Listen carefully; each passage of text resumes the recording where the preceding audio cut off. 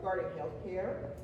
And I'll say the question twice, but if you need me before you answer to repeat, just let me know. The order will be Robert, and then Chris, and then Kimberly. What specific steps would you support to lower healthcare costs for families while maintaining or improving the quality of care? And I'll say it one more time.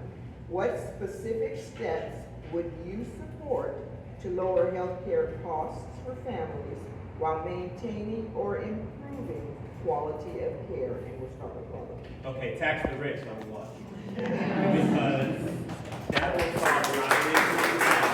And you probably hear me say that quite a bit, but that's because it's been a problem for who knows how long. And we look at the money that's being spent. Those, my colleagues here spoke about those earlier. We saw the chaos and everything that they came along with, claiming to find all this fraud, waste, and abuse, and so forth. Meanwhile, $2 billion a day at this point, last I checked, $2 billion a day going to Iran, right? And plans for everything else. I mean, everything under the sun along with that. So, as far as lowering costs, taxing the rich, taxing billionaires, not spending this kind of money on a war that obviously no one wants, and they can barely even explain why this is happening in the first place, and everything else we're seeing. Those are the steps I would want to start with as far as being able to lower the healthcare costs for families. Because right now we are in the process. Well, not in the process. We've been in the process for a long time as far as how we could the burden of how to healthcare costs, groceries, gas, all that falls on everybody in here, while we see them continuing to throw money, every which way.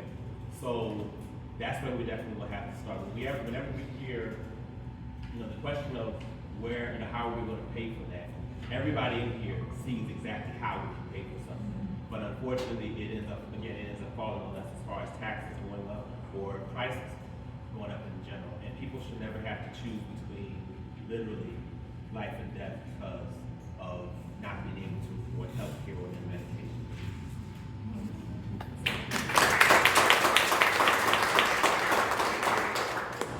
Chris? Medicare for all.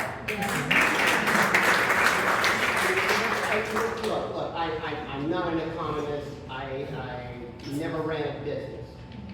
Let's just take a look at the bottom line issue, which is the money. 3 cents. 3 cents for every single dollar that's spent goes to the administrative cost for Medicare. For all your insurance, it averages anywhere between 16 and 18 cents. There is a disparity right there that we are just ignoring. And Robert is exactly right. When they take the terms of fraud, waste, and abuse and just throw them around like yesterday's trash, they have no idea what they're talking about. Anybody who sits there and says that, well, we can't do this. Well, why is that? Because suddenly if you have a big business and you're not doing it, now suddenly we're all socialists and you want to be bailed out? No, that's not the way this works. This has to be a decision that we all make. And I know a lot of people are going to feel pain. I've had people say, well, how do we switch all that?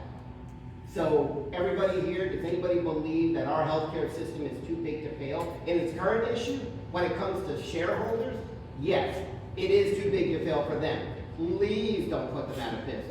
Because then they would have to be capitalists and actually have a product that people want to pay for when they have a competitor like Medicare for All, which we all clearly want, but can't get any representative to vote for.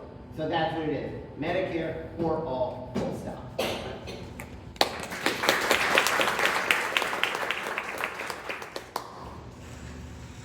I don't want to repeat what you just said, but I don't disagree with you. I sat across the kitchen table and on my desk for 30-something years working on families' budgets. And what I saw was an opportunity to actually help them manage their health care and their lives so they stayed healthy. But our system of health care is not designed for that. However, there have been moves over the years that allow for that. Telehealth is a good example.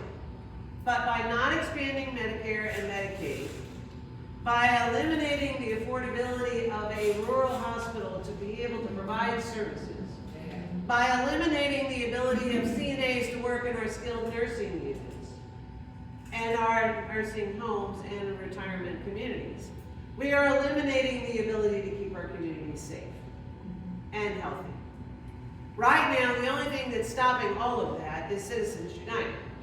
Because you can't fix our healthcare system when every single legislator that votes for actually the tax credits that actually allow wealthy billionaires to not pay in their fair share, one, and two, to actually continually to endorse medical insurance companies and their providers and their pharmacy and their benefit managers, all with the being able to not provide pricing.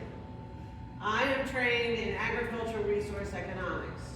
I understand how it affects not only our rural communities and our families, but if we don't fix Citizens United and then actively work on opening up healthcare negotiations so that we can afford to pay those premiums and share the costs across all of the living pools instead of just some that can afford it. And that's how you fix the problem. But we aren't set up to do that with Citizens United, and that has to be our first step, is to kill that.